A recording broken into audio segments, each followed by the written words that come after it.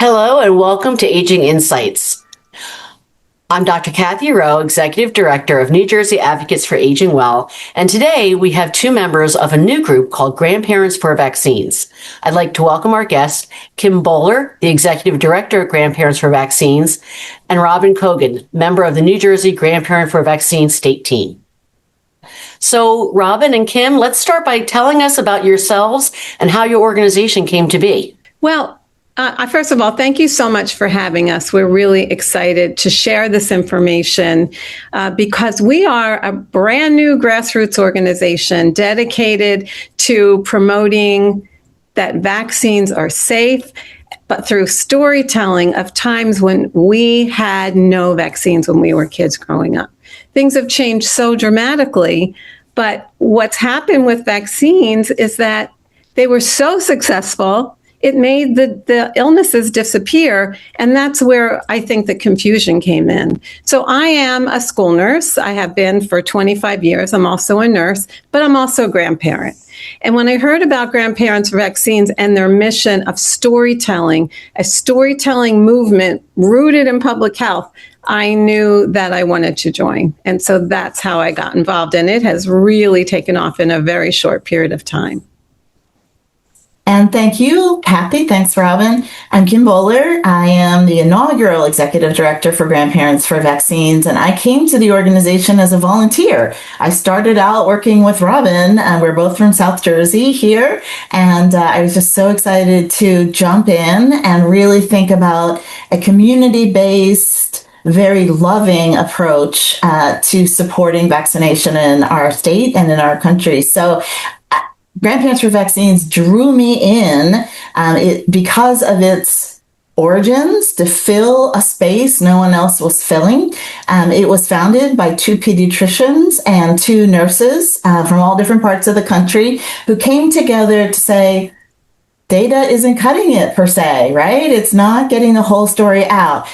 What about people who we haven't heard from, as Robin was alluding to? Like, what about grandparents who really lived it? I'm not a grandparent yet, but I am so excited to work to lift up the voices of people who can talk from their own experience about the devastating effects, using their powerful, powerful voices to just describe what happened to them. It's very touching. So on your website, you say, today we remember so our grandchildren never have to. What are some of those stories grandparents have shared, and what are the common messages that you hear? I think that is the most compelling part of this whole story. Kim started talking about these videos, these memories that grandparents are posting that are so personal and reflect what kids went through, let's say in the late 50s and 60s, where at that time there were no vaccines to stop these preventable childhood illnesses. And as a result, polio unfortunately flourished. There was so much sickness, mumps, measles, rubella, tuberculosis, all of the things that since that time, because of vaccines, disappeared. So one of the most moving parts of the work is really hearing the memories that grandparents carry. Some grandparents in their videos talk about, they went to school and desks were suddenly empty for weeks at a time because kids were being quarantined. Little reminiscent of COVID, to tell you the truth. So it's the similarities are pretty eerie, actually. But others remember like neighborhood quarantine signs on people's doors. Their friends couldn't come outside. It was truly a childhood disrupted for a very long time. Mm-hmm. Some remember their siblings hospitalized with measles or mumps. Family members who developed rubella became deaf, some of them. Mm-hmm. And what is really striking is how vivid these memories are. So they're core memories that even decades later, it's as if they just happened. Mm-hmm. And so the message that we hear, that we share, is not anger or blame. It's really about gratitude. Many of the grandparents talk about the incredible relief that their families felt when vaccines became available. I remember lining up at school to get my little sugar cube for polio. because parents understood how important those vaccines were. And that's where the phrase comes from. We remember those realities, so our grandchildren never have to live through them. Yeah. I think, too, what is so compelling are the videos themselves, and they have garnished so much attention in our social media channels, which is really fantastic. So thank you for showing one of those. What you're going to see now is Bertha from Florida in a very short clip. Again, we have longer stories, 5 minutes, 4 minutes, 3 minutes. We also have some really important shorts. This is a short where she speaks about her experience when she was pregnant and her coworker with rubella. In 1964, my coworker came to work with rubella, even though his doctor warned him not to do it if he worked with pregnant women. 2 pregnant women were infected in my office, included myself. My doctor told me we had a 2% chance of a healthy baby. Thankfully, my baby was born healthy, but my colleague's baby was born dead. If a woman gets rubella in the first trimester, there is a big chance baby will have serious birth defects, such as deafness, heart defects, or blindness. There was a major rubella epidemic in the United States in 1964. I remember that 10,000 babies were born with birth defects, and many other pregnant women miscarried. It was heartbreaking. And Kim, you have more stories like that on your website, which we're going to share. It's incredible. We have 50 stories so far. We're really looking to get up to 2 in every state. We're not there yet, for just the reason of being able to be responsive at the local level to media inquiries, to sharing with friends. So, for example, the other thing we're doing in addition to gathering the videos, we're also having events in our local communities. So I'm scheduled, I hope Robin can make it, to come with me to speak at my local, Delanco is the town I live in Burlington County, to meet with our senior club at one of their regular meetings and to share these stories. And the videos, again, play an important role in how we've been communicating. So really at the heart of it, it's meant to raise awareness, but have people listen. I mean, again, I'm one of those kids. I was born in 1965. My parents never talked about this. My grandparents never talked about this. I am a learner in this space, right? So to hear these stories and be like, wow, it's like a collective amnesia, right? So these stories are filling that gap, and they are heart-wrenching. Some of them are incredibly inspirational. We have a really great one from a current mom of a 4-year-old where she is talking about what it frees her to do that her child has all their vaccinations. So we're really trying to get both the stories of what was really hard and we don't want to come back, but also what it means today to today's parents. Yeah, and I think just many people today, they're not aware of what it was like before vaccines were ready. And Robin, you compared it to COVID, and that was an experience we all went through recently. But a few decades ago, it was multiple. It wasn't just COVID. It was polio, measles, rubella. It was multiple things at the same time, or one after another, that people were exposed to. And I think that many people, they're just not aware of what that was like. So what are you hearing from your members and your stories about childhoods, and what was it like when the vaccines weren't there? Well, many of the grandparents talk about their childhood as something that felt uncertain. Honestly, a little scary. Parents worried. They remember getting the stress from their parents, worrying about summer polio outbreaks. That was very common. Community pools were closed. Movie theaters were closed. Families, sometimes had to keep their children close to home during certain seasons. And so the similarities are pretty eerie, aren't they? We have just lived through something similar. You're right. It's just with one awful virus, but then it was multiplied by many others. Yeah. And when the illnesses did come at that time, it could be devastating, because before vaccines, measles alone hospitalize thousands of children every year in the United States. And polio could change the course, of a family's life overnight for a lifetime. And here we are in 2026 with probably the largest measles outbreak we have had in this country in decades.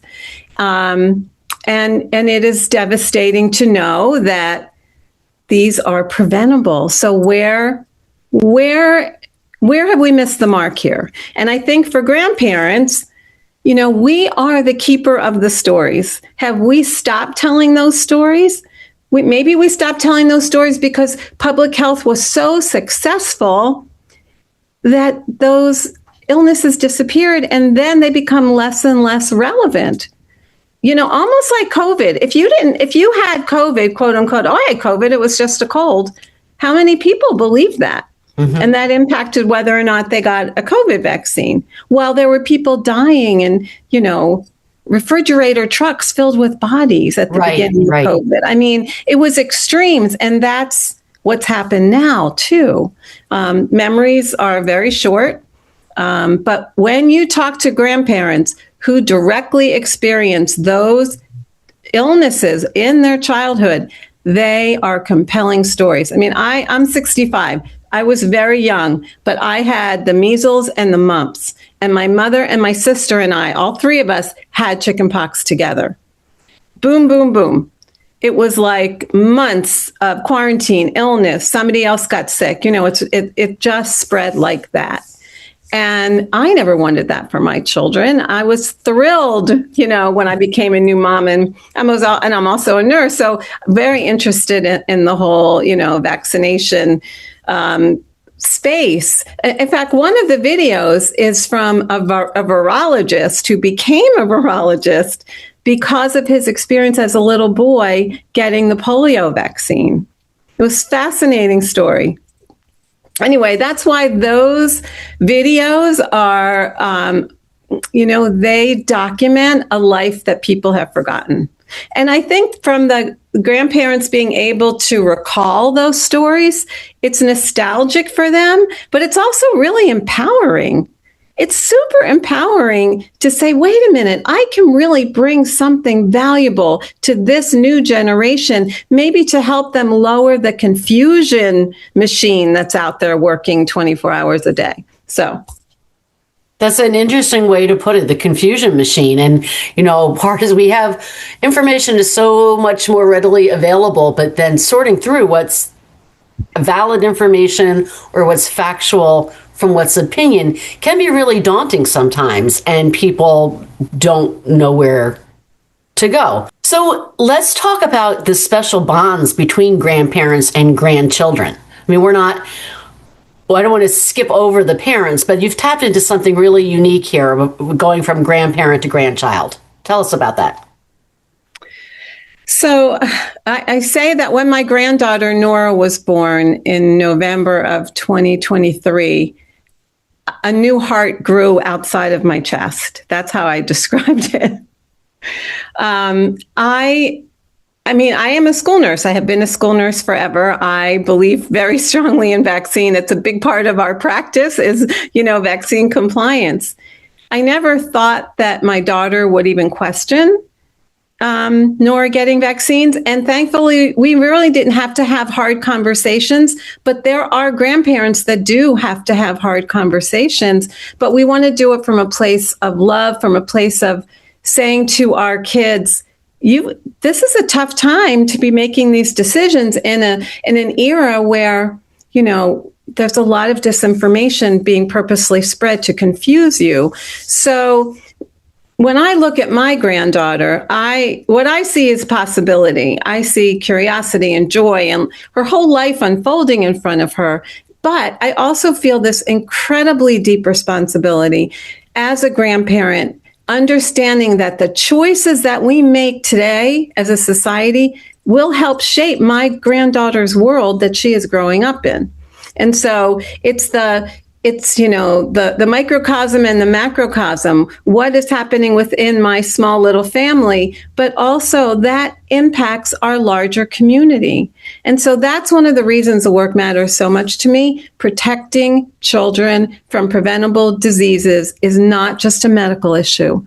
It's an act of care across generations. And when I hold Nora, I'm reminded that public health is ultimately about protecting moments like that, right? Childhood moments that are filled with exploration and laughter and joy, and not filled with quarantine and pools closed and friends disappearing. So it is a special bond, and it's based in, we have the power to change this. Yeah.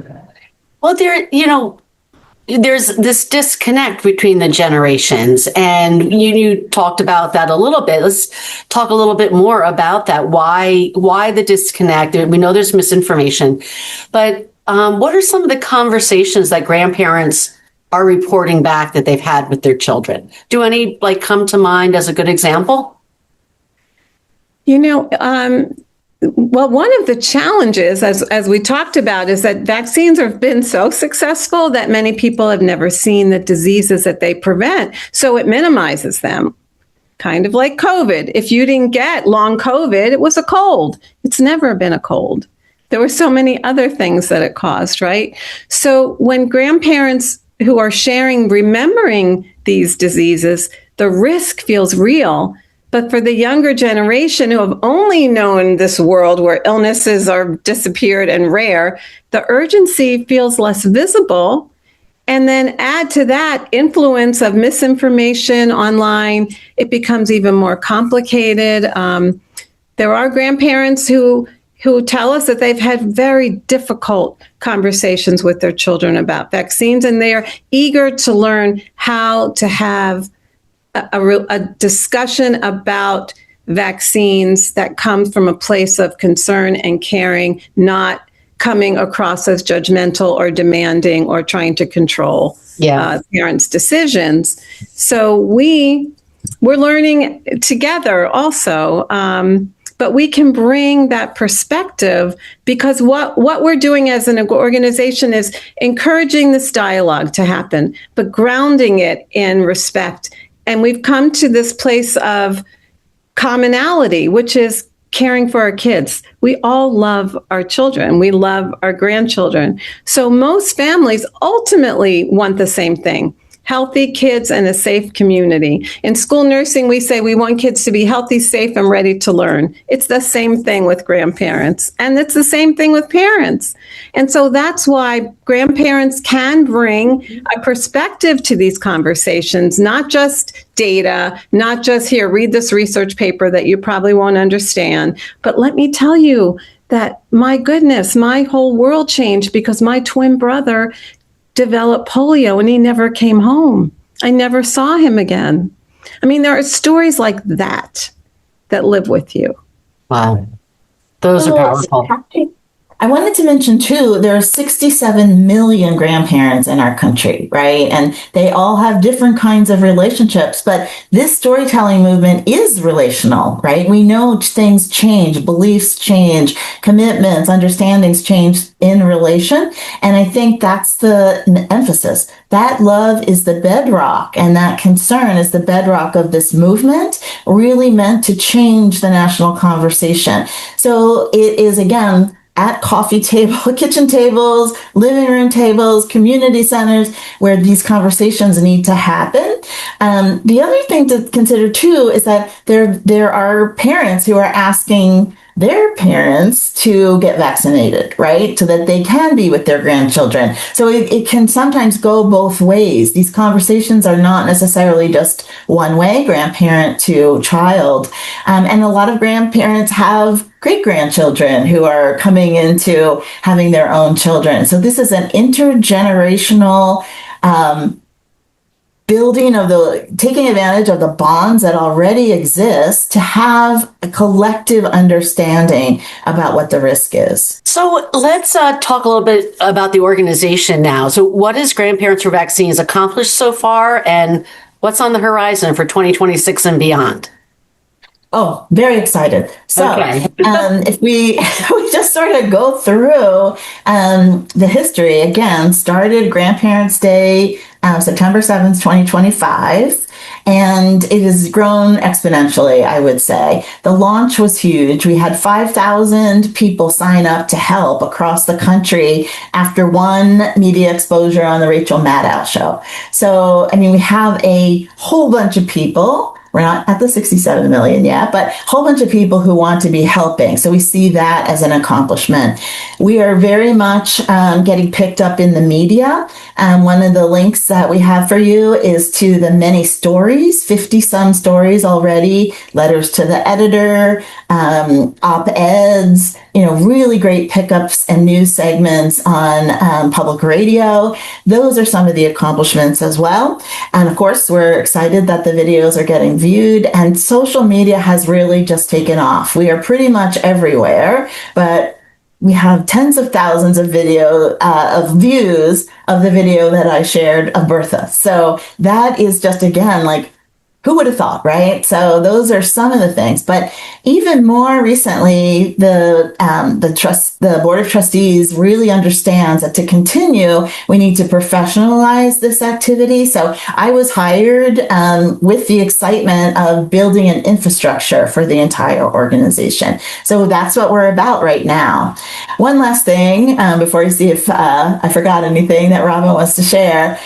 We were named by your local epidemiologist, that incredible newsletter, as one of the top 20 public health wins of 2025, as, again, like something unique, something exciting. So those are some of the things that we really tout as a driver of the momentum and our excitement for 2026, where we really do see going to all states. We're not quite there yet, getting from 59 some state leaders, as we call them, to double that at least in the coming year. Well, you've really tapped into something to have that kind of response and reaction so quickly. So congratulations. And so for people watching and listening, how can grandparents and those who want to support this, how can they get involved? What do they do? Sure. So it is really easy to just go to grandparentsforvaccines.org. Immediately, you'll see the please sign up note there. And please do. And that signs you up at the national level to get our newsletter, for example, as the very most basic thing, and welcome you. You also can have the opportunity to do what Robin and I have been doing here in New Jersey, to be state leaders, which is to convene a group of like-minded people. And we meet about every other week to really focus on the lifting up of events, finding them, getting them on the calendar. Some of the things we've done is to engage our public health community as well. For example, the New Jersey Association of County Health Officers and a group of these kinds of professional organizations as well. Robin and others will be speaking soon to the Public Health Nurse Supervisors Association. So again, like that kind of getting in the weeds and talking with people and elevating this movement, bringing people to it, is really helpful.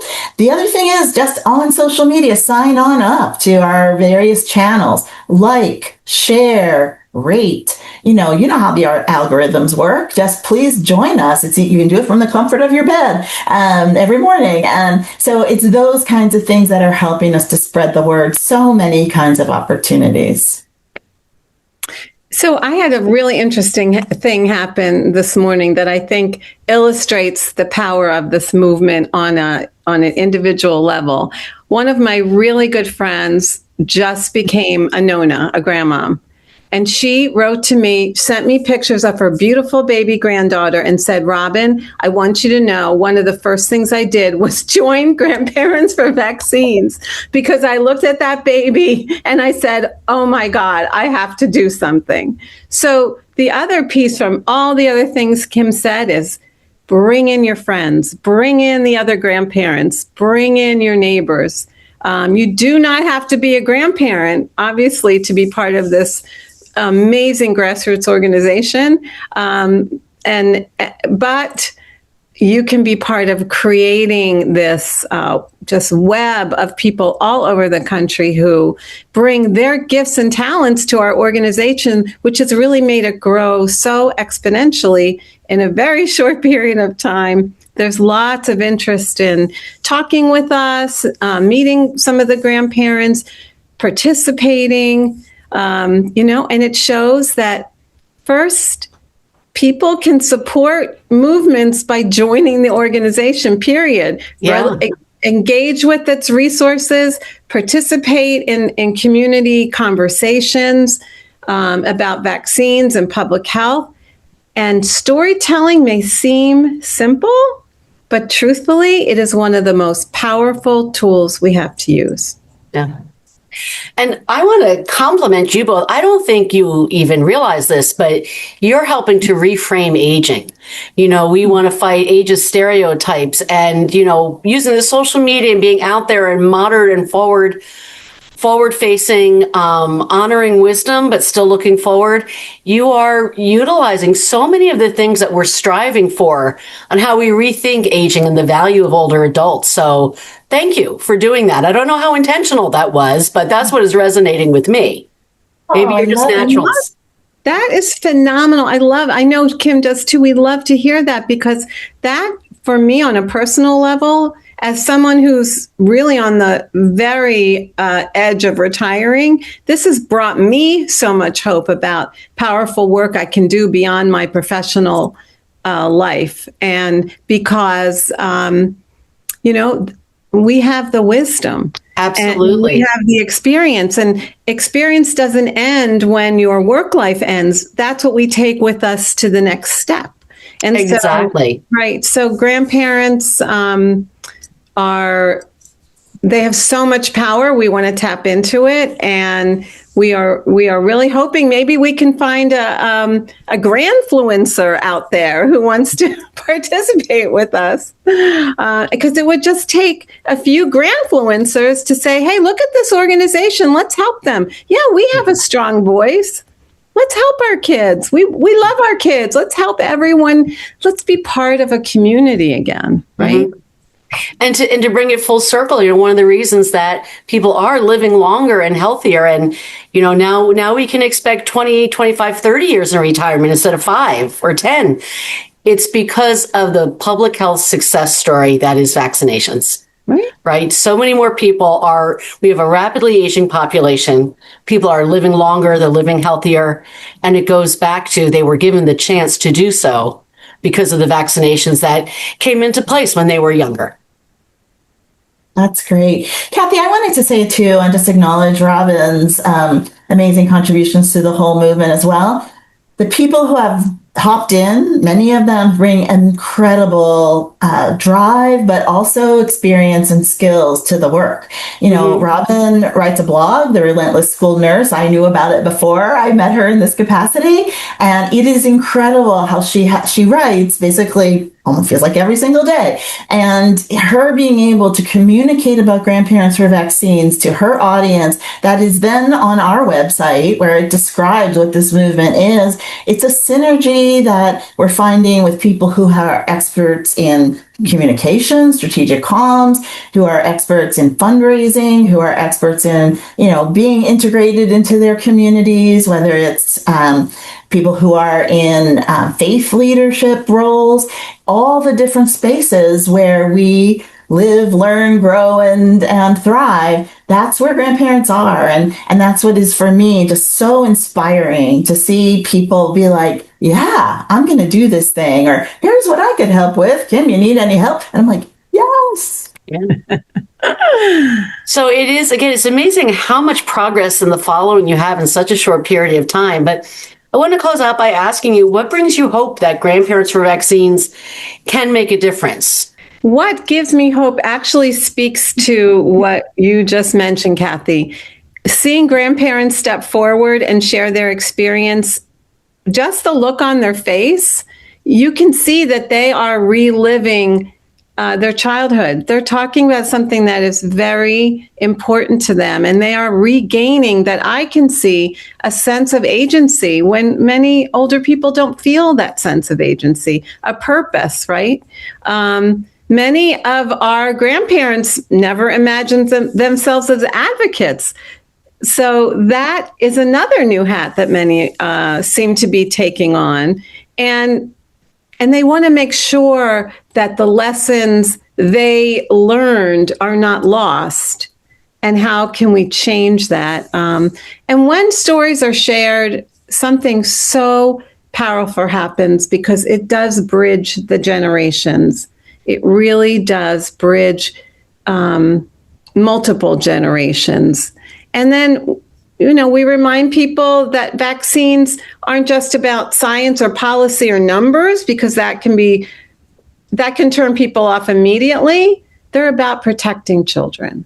And people can and do come to a consensus, a shared value that we want to protect our children. No matter where you stand on this complicated issue, ultimately, we all want to protect our kids. So at the end of the day, the movement, it's so heartening to see a movement that is rooted in love and not hate, a movement that is inclusive and calling people in to a very important mission.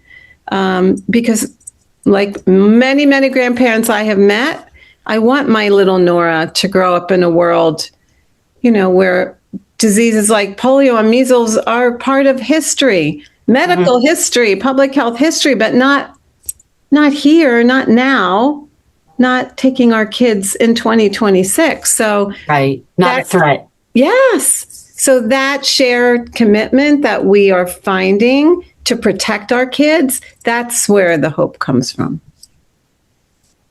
I feel like for me, it's very personal. I began my career studying memory at Rutgers in infants, actually. So the idea of memory and our collective remembering of the past really is moving. Like having that be something that gets people excited and can fuel a movement, can change the national conversation. It is so inspiring to me, and it gives me so much hope. Similarly, we have people who are raising their hands to such a degree. They're like, hey, is there a donate button yet on your website? Can we donate here? I want to do this in memory of a friend or to commemorate something. Again, like, where does that happen? So it's like amazing to me that people are excited, people are getting charged up, and we really are building something here that will go past the current political environment to keep every child safe and healthy. And that is what gives me so much hope and joy in this work. Well, that is great. And as we say many times, measles, polio, they don't care about your politics or where you live. They and we really appreciate your work in fighting to help promote vaccinations, but also giving older adults and grandparents that power and that voice to do so and to share their experience and their talents and their hope in making a difference.